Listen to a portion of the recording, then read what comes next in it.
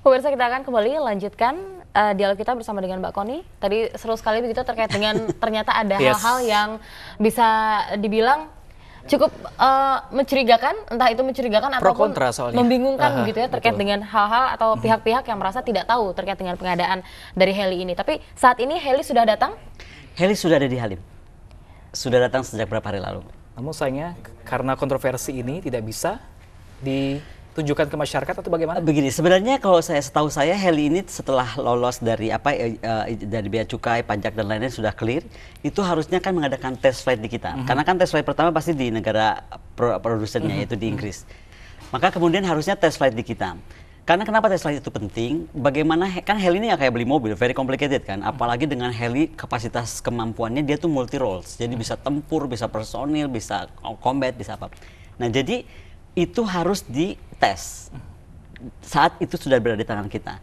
Nah, yang menjadi sekarang aneh kan kemudian heli ini dianggap bermasalah gitu loh. Padahal kalau menurut saya yang bermasalah paperworks, bukan helinya dong, adalah administrasinya dong. Iya kan? Tapi administrasinya Anda bilang sebelumnya dalam surat menyurat itu lengkap. Makanya itu saya bilang surat menyuratnya lengkap, tapi kenapa sekarang helinya seperti disandra tanda kutip. Nah, itu dia. Padahal menurut saya kalau kita cuma bicara tentang ini ramai banget tentang ini heli ini, pernah lihat nggak helinya seperti itu? Belum lihat kan? Sebenarnya profil kehebatan dari AW101 dengan perbandingan heli-heli kita yang punya seperti pokoknya begini, dunia dan akhirat perbandingannya. Pertama ya, heli ini tuh canggih sekali. Dia itu baling-balingnya 3. Jadi kalau dia mati mesinnya satu, itu bisa tetap terbang. Kemudian heli ini bisa terbang samping, bisa mundur, bisa apa? Itu dari kecanggihannya. Dia punya rem door. Jadi bisa rem door itu bisa diisi apapun kita mau ganti. Kemudian dia bisa anti kapal selam. Dia sendiri punya teknologi kalau dibilang dari teknologi heli, Puma itu semua teknologi tahun 70. Kalaupun ada teknologi dengan apa, kalaupun Puma itu di-upgrade ini upgrade itu, tapi teknologi basicnya tetap tahun 70. AW101 teknologinya itu tahun 2000-an. Sehingga sudah sangat terkini. Dan kalau dibayangkan misalnya AW itu memang dia karena multi roles helikopter, dari desain awal dia sudah difungsikan sebagai heli multi roles. Beda dengan sekarang misalnya Kogar kita yang tiba-tiba lah dibolongin sama PTDI di tengah-tengah ditaruh untuk menyimpan AKS gitu. Bayangkan secara mobil aja kita bolongin di tengah bisa seperti apa reaksinya. Nah, itu yang terjadi di PTDI tentang Puma kita. Tapi balik lagi ke AW. Kemudian dia punya apa ya, kemampuan misalnya blade-nya dia punya teknologi apa yang disebut donut blade, sehingga masalah dengan helikopter adalah pada saat kita mau mendarat atau terbang kemana itu kan apa namanya asap atau apapun di sekitar salju atau apa. Dengan itu dia punya sistem sehingga berbentuk donat, pandangan pilot itu semua clear. Mau netralisir ya. Dan yang paling penting, kalau kita lihat Super Puma itu di dunia sedang di-ban. Karena apa, pertanyaan bagus sekali.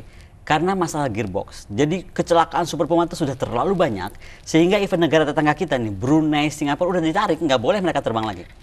Nah sekarang pertanyaannya, gearbox itu menjadi masalah penting untuk Super Puma. Sementara kalau kita bicara tentang gearboxnya AW, itu sebuah teknologi yang baru, gearboxnya sangat berbeda dengan gearbox yang ada di heli lain, sehingga kemungkinan leak seperti yang terjadi di Super Puma itu nggak akan terjadi di AW gitu. Tapi yang paling penting sekali lagi AW itu mesti dilihat fisiknya, karena susah kalau kita membayangkan. Heli ini kan besar, jadi kalau masuk itu, kenapa waktu itu jadi idenya ke VVIP? Karena begitu masuk heli kan biasanya kita harus merunduk-runduk tuh. Ini enggak, sama sekali heli itu kayak kita masuk rumah aja. Belum lagi dia, sekali lagi, dia bisa reformat di dalamnya itu, apakah mau untuk angkut barang, ataukah untuk penumpang.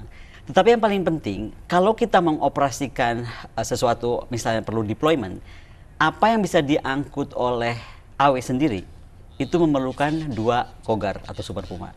Nah dari sisi efisiensi, akhirnya pada long run-nya kan kita bicara tentang efisiensi, sangat efisien gitu loh. Dan kenapa mungkin Kaso waktu itu memilih heli ini? Karena melihat medan Indonesia juga. Ada beberapa tempat di kita itu kan yang sangat sulit. Nah, dan heli ini tuh bandel gitu untuk bandel dalam artian bisa menelusuri? Ya, maksudnya kemampuannya itu sangat sesuai dengan medannya. Baik, jika dilihat begitu ternyata TNI Angkatan Udara kita seolah ngotot begitu untuk mendatangkan heli itu ke Indonesia. Apakah memang sistem kita atau TNI kita sangat membutuhkan AW101? Sudah pasti Mbak, seperti tadi saya bilang, Squadron 6 ini kan helinya terbatas. Kemudian juga ada yang mungkin tahun 2018 sudah nggak bisa terbang. Dan begini, kadang-kadang orang suka berpikir, kalau beli heli nanti aja kalau sudah mepet kejadiannya misalnya sudah harus grounded, nggak bisa. Orang tuh bikin heli itu bisa 3-4 tahun. Jangka panjang ya. Jangka panjang. Jadi makanya itu apa ada di pertahanan itu atau di angkatan disebut apa rencana strategik jangka panjang. Jadi semuanya itu oke, tahun berapa saya mau apa tantangan ke depan, apa ancaman ke depan, pasukan harus deploy kemana, dari mana gitu. Itu kan sudah dari kemarin-kemarin. Makanya kemudian spesifikasi dari apa alutsista yang diperlukan itu dirancang.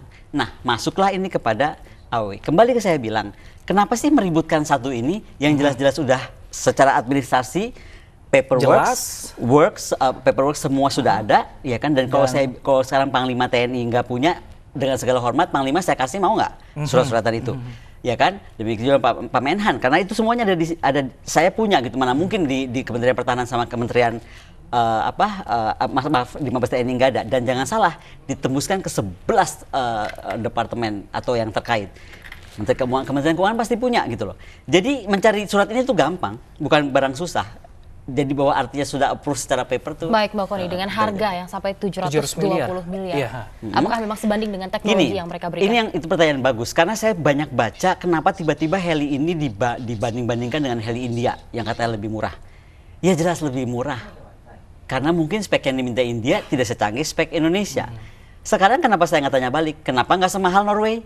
Sama helinya dengan heli kita ini, di Norway harganya 104 juta dolar. Kembali ke spek.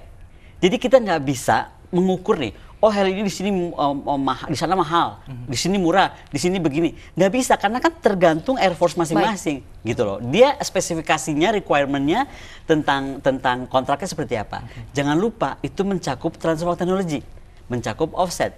TOT itu adalah juga termasuk pelatihan, pendidikan, maintenance, spare parts, tools, dan lain sebangsanya. Oke. Terima kasih banyak Mbak Kori telah hadir bersama kami dan cukup menjawab apa yang menjadi pertanyaan kita semua ya. Dan semoga kontroversi ini cepat meredam ya, karena memang kebutuhan alutsista ini memang dibutuhkan untuk di Indonesia. Jadi cukup menarik juga yang disampaikan oleh Mbak Koni, jika memang ada pihak-pihak begitu yang membutuhkan paperworks-nya ini yang mana atau yang seperti apa, Mbak Koni bisa memberikannya begitu untuk menjelaskan semuanya. Dan kita harap nanti kita bisa melihat AW101 ini harus keren banget. Kalau udah lihat AW-nya pasti berharap punya 7 skuadron. Ya, pemirsa, kita akan kembali dengan informasi nanti seorang polisi diperiksa Propam Polrestabes Bandung karena pernah menjadi pengawal Anggoro saat izin keluar lapas untuk rumah sakit. Dan informasi akan kami hadirkan sesaat lagi, tetaplah di iNews Petang.